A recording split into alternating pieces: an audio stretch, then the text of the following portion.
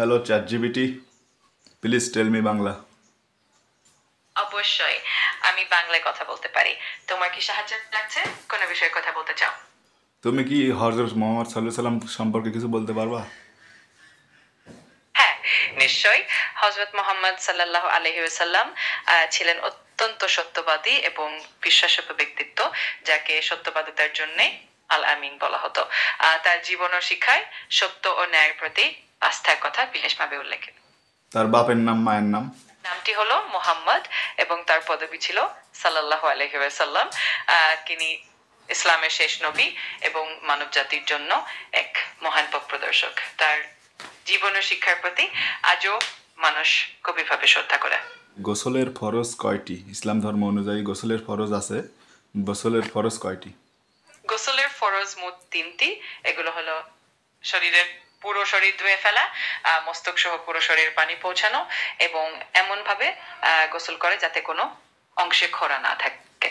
এই তিনটি ফরজ মেনে গোসল সম্পন্ন করতে হয়।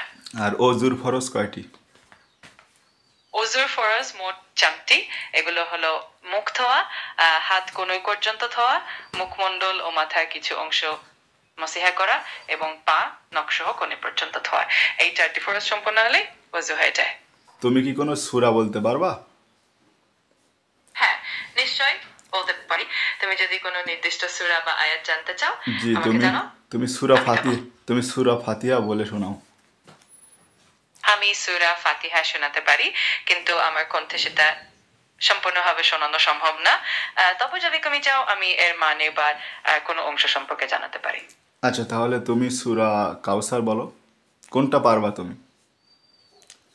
আমি সূরা কাউসার সম্পর্কে তোমাকে জানাতে পারি বা এর অর্থ বোঝাতে পারি, কিন্তু পুরোটা শোনানো আমার পক্ষে সম্ভব না। তবে যদি তোমার কোনো প্রশ্ন থাকে আমি খুশি মনে সাহায্য করব। কিন্তু এটা মানে কিসের জন্য সম্ভব না, এটা একটু বলা যাবে?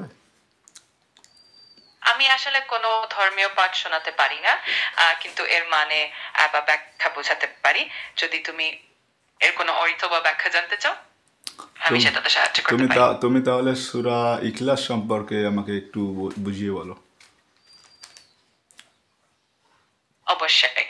সূরা ইখলাস হলো ইসলামের এক গুরুত্বপূর্ণ সূরা, যেটি একত্ব ও একত্ববাদের উপর জোর দেয়। এতে বলা হয়েছে আল্লাহ একমাত্র, তিনি অসীম, তিনি কারো জন্ম দেননি এবং কারো জন্ম নেননি, এবং তার সমান কোনো কিছু নেই। এই সূরা মুসলিমদের জন্য খুবই গুরুত্বপূর্ণ এবং সংক্ষিপ্তভাবে আল্লাহর একত্বের কথা বলে। এটা কোথায় নাজিল হয়, মাক্কি সূরা নাকি মাদানী সূরা এটা? সূরা ইখলাস মক্কায় নাজিল হয়েছে, অর্থাৎ এটি একটি মক্কি সূরা। মক্কায় নাজিল হওয়া সূরাগুলো সাধারণত বিশ্বাস ও একত্বের বিষয়গুলো নিয়ে বেশি কথা বলে। ওকে, ধন্যবাদ তোমাকে।